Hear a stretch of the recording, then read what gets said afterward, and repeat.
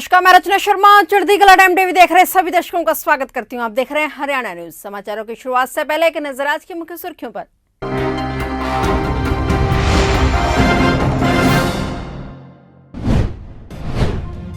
आठ तारीख को होगी हरियाणा कैबिनेट की अहम बैठक, मुख्यमंत्री मनोहर लाल करेंगे अध्यक्षता।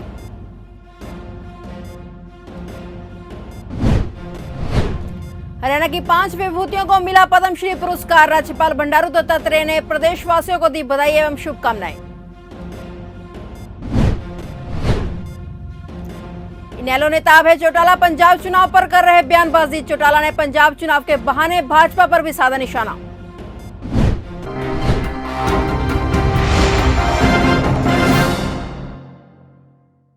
और अब समाचार विस्तार से। हरियाणा कैबिनेट की अहम बैठक होने जा रही है। यह बैठक 8 फरवरी को हरियाणा सचिवालय में होगी। यह बैठक सुबह 11 बजे मुख्यमंत्री मनोहर लाल की अध्यक्षता में होगी। इस बैठक में कई महत्वपूर्ण निर्णयों पर चर्चा होने की संभावना है।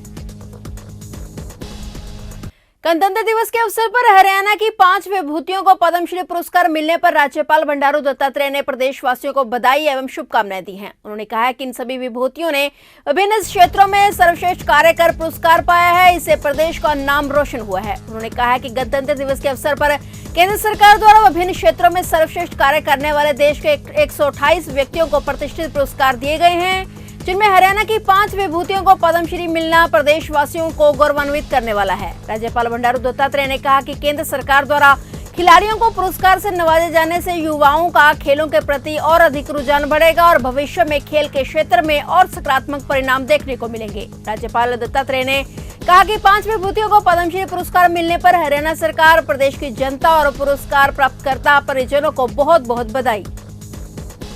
हरियाणा में लगातार कोरोना के केस कम हो रहे हैं। इसी बीच मनोहर सरकार ने महामारी अलर्ट सुरक्षित हरियाणा की अवधि 10 फरवरी तक बढ़ा दी है। इसी के साथ अब प्रदेश में मॉल और दुकानें शाम 7 बजे तक खोलने की इजाजत दे दी गई है।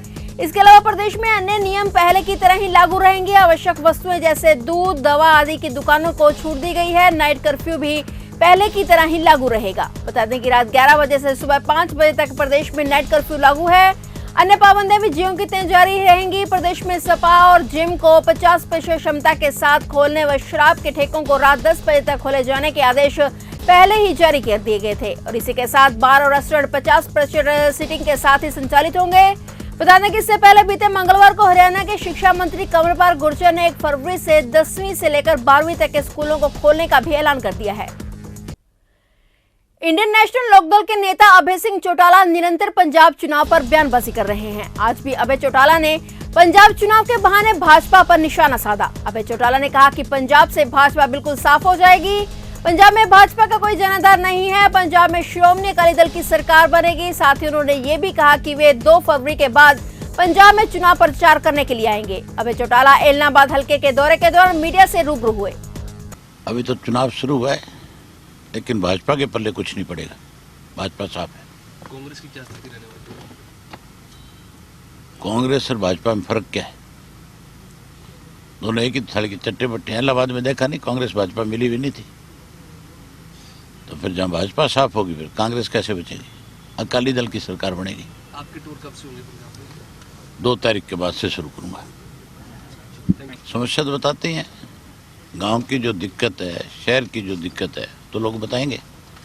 नहीं बताएंगे तो कैसे पता लगेगी? और अब की बार तो मुख्यमंत्री स्वयं यहाँ कह के गया था कि आपका विधायक जो है हमें अवगत कराए। तो अब मैं हर गांव से और से सब जगह से मैंने सारी डिटेल ली है, सारी इकट्ठी दूंगा मुख्यमंत्री जी को, कहूँगा इनको ठीक करो। बल्लभगढ़ के सेक्टर 25 के पास बसी पटवारी कॉलोनी में बीती रात एक युवक ने फांसी लगाकर आत्महत्या कर ली। आत्महत्या करने के कारणों का पता नहीं चल सका है। फिलहाल पुलिस ने शव को पोस्टमार्टम के लिए बीके अस्पताल की मोर्चरी में रखवा दिया है और जांच शुरू कर दी है।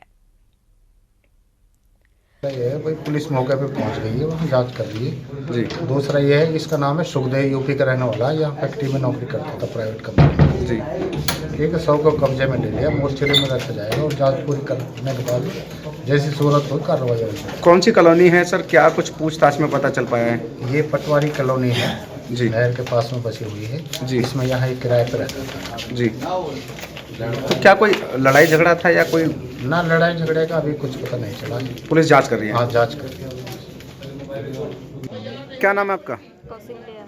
कौशल्या, जी सर। क्या हुआ है? युवक ने फांसी खाई है, क्या हुआ? है, खाना बनाया, खाना खाया, बाजार से हम लोग आए दोनों प्राणी। जी उसको फोन करके बुलाया कि सामान है ले चलो। जी वो सामान आया, वो 55 मोड़ से लेकर आया। जी खाना बनाया, खाना खाया, सबको खिलाया। जी वो लड़का मेरा एक ही लड़का है, जी वो यहाँ कोई बर्थडे है किसी का, उसी में चल आया। जी बोला मम्मी हम खाना नहीं खाओगे, बाकी एक रोटी वो लड़का खा के आ गया। कोई घर में नहीं था, हम लोग सो गया लड़की लड़कन लेकर। अब पता नहीं क्या हुआ, उसके मुंह में लड़का से मोबाइल मांगा कि दे मैं बात करूँगी। जी लड़का मोबाइल दे दिया, जी।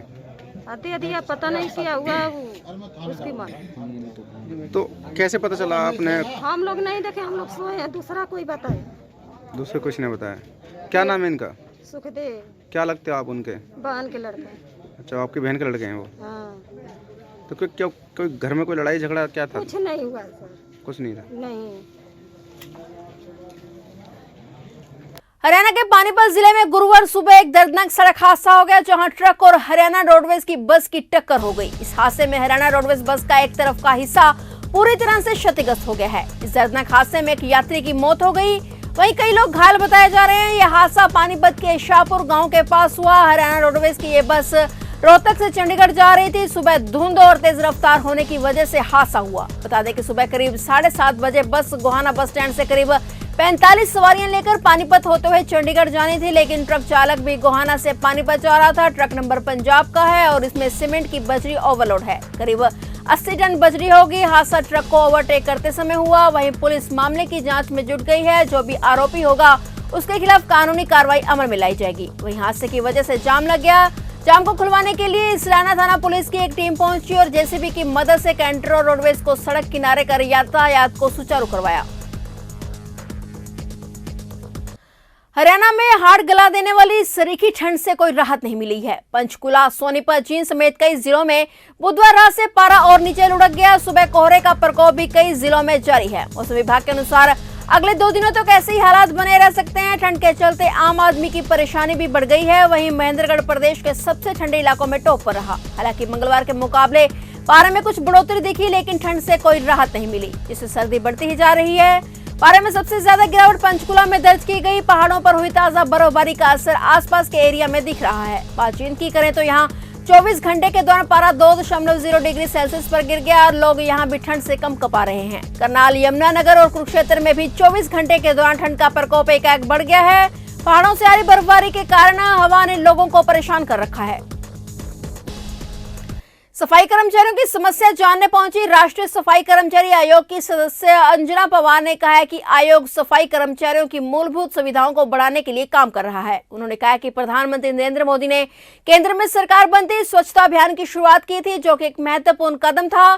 केंद्र की सरकार अंतिम छोर पर बैठे व्यक्ति को भी ध्यान में रखकर काम कर रही है और सफाई कर्मचारियों के मान और सम्मान को भी बढ़ा रही है। अंजना पवार ने कहा कि सफाई कर्मचारियों की ज्यादा बड़ी समस्याएं नहीं होती हैं, छोटी छोटी समस्याएं होती हैं जिन्हें अधिकारी अपने स्तर पर ही निपटा सकते हैं। इसी सिलसिले में जगह जगह जाकर सफाई कर्मचारियों की समस्याओं को सुन रही हैं।